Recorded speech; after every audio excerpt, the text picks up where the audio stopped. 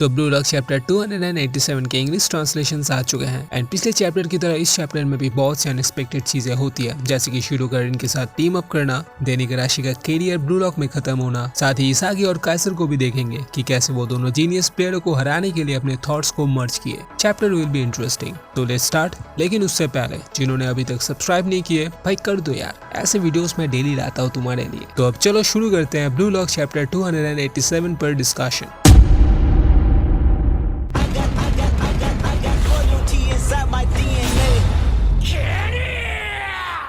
तो जैसे कि पिछले चैप्टर में हमने देखा कैसे करासो और चार्ल्स ने इसागी और काइसर के ultimate move to gun volley और काइसर इम्पैक्ट को रोक लिया था, जिसे देख इसागी समझ गया था कि करासो और चार्ल्स पीएक्सजी के वो दो टैलेंटेड लर्नर्स हैं जो अब साथ मिलकर खेलने लगे हैं बस्टर्ड मंजिल के अटैक्स को रोकने के लिए। तो चैप्टर 287 की शुरुआत वहीं से होती है, जहाँ हम इसागी को देखते हैं जो कि अपने मेटाविजन का इस्तेमाल करके सब कुछ एनालाइज कर रहा होता है कि भले ही करासो और चार्ल्स ने उनके अटैक्स को रोक लिया हो, लेकिन बड़े मुश्किल से वो उन्हें रोक पाए हैं, क्योंकि जिस कोऑर्डिनेशन के साथ इसागी और काइसर अपने लॉजिक्स को इस्तेमाल कर रहे थे उन्हें रोकना इज क्वाइट डिफिकल्ट। फिर इसागी सोचता है चाहे मुश्किल से ही हो लेकिन फिर भी वो उन अटैक्स को रोक लिए थे, इसका मतलब अब नॉर्मल तरीके से नहीं होगा, गोल करने के लिए कुछ अलग सोचना होगा, कुछ अलग तरीका ढूंढ निकालना होगा। एंड देन हम इसागी को देखते हैं जो कि सोचता है कि वो अपने थॉट प्रोसेस को लगातार चेंज करेगा ताकि वो उस चाबी को ढूंढ सके जिससे करासो और चार्ल्स के कॉम्बिनेशन को तोड़ा जा सके टू विन दिस मैच। तो अब मैच पर आते हैं। जैसे कि पिछले चैप्टर में हमने देखा चार्ल्स अपने सर से काइसर इम्पैक्ट को रोक लिया था, जिस कारण बॉल डिफ्लेक्ट होकर जेंतेत्सु की ओर जा गिरता है एंड बॉल मिलते ही वो कहता है अब हमारी बारी। एंड उसे काउंटर करने के लिए कुनिगामी एंड नेस्वा मौजूद था, लेकिन वो उसे रोक नहीं पाए। जेंतेत्सु बड़े आसानी से बॉल शिरो को पास कर देता है बाय सेइंग ले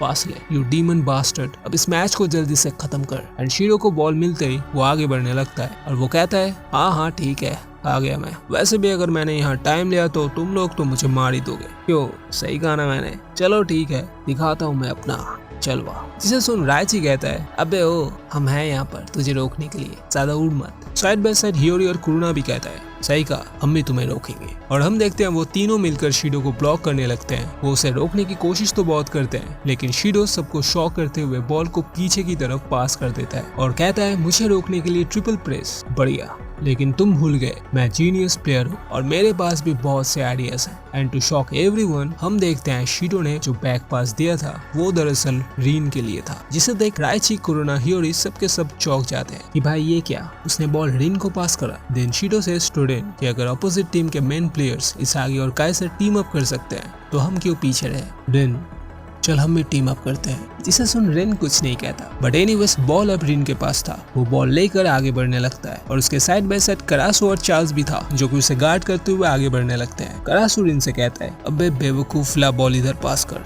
हम तेरी थोड़ी मदद कर देते हैं। जिसे सुन चार्ल्स कहता है चलो अच्छा है, पीएक्सजी के सभी प्लेयर्स अब सुपर बूस्ट अप हो चुके हैं। उधर हियोरी और कुरुना अब भी विश्वास नहीं कर पा रहे हैं कि शिरो ने रिन को बॉल पास दिया। देन वी सी रिन, करासो और चार्ल्स एक दूसरे को पास देते हुए आगे बढ़ने लगते हैं। एंड बस्टर्ड मंजिल की डिफेंडर्स की तो हालत टाइट हो चुकी थी। डिफेंडर्स के बीच में से रिन बॉल को करासु की ओर भेज देता है। देन करासु चार्ल्स की ओर एंड चार्ल्स एक फाइनल टच के साथ बॉल शिडो को पास कर देता है, जहां शिडो को बॉल मिलते ही वो आगे बढ़ने लगता है और उसे रोकने के लिए उसके सामने अब इगराशी खड़ा था, जो कि फिर से वही सेम टेक्निक इस्तेमाल करने का सोचता है। मतलब समहाउ वो शिडो से फाउल करवा देगा जिससे कि वो उसे रोक लेगा एंड इस मैच का हीरो बन जाएगा। इगराशी कहता है चला जा, अब तुझे मैं रोक कर ही रहूंगा। बट शिडो भी लाइक क्या तू और मुझे रोकेगा। भाई विद इन ए सेकंड शिडो इगराशी को डॉज करके आगे निकल जाता है और उससे कहता है अगले जन्म में फिर से ट्राई करना। लेकिन इगराशी जल्दी से मुड़कर शिडो का कंधा पकड़ लेता है और उसे फोर्सफुली रोकने की कोशिश करता है, बट शिडो गिरने से पहले बॉल को रिन की ओर पास कर देता है और वो इगराशी से कहता है कि तुम मेरे एक्सप्लोशन को रोक नहीं सकते। जिसे देख इगराशी वाज शॉक्ड कि वो उसे रोक नहीं पाया। देन वी सी बॉल अब रिन को मिल चुका था एंड वो तैयार था गोल करने के लिए। ये तभी इसागी और काइसर को हम कहते हुए सुनते हैं कि अभी, और दोनों एक साथ एक ही टाइम पर आ जाते हैं रिन को रोकने के लिए। दोनों मिलकर रिन को ब्लॉक करते हैं एंड उससे बॉल छीन लेते हैं और इस छीना झपटी में बॉल गोल पोस्ट के ऊपर से बाहर चला जाता है, जिससे गागामारू को थोड़ी राहत मिलती है कि चलो इसागी और काइसर ने तो इस बार गोल होने से बचा लिया। पर रिन बिल्कुल भी खुश नहीं था। वो गुस्सा होकर कहता है कि इस बार काइसर ने मुझे रोका, जिस वजह से मेरा मूवमेंट स्लो हुआ और इस चीज का फायदा उठाकर इसागी ने मुझसे बॉल छीन ली।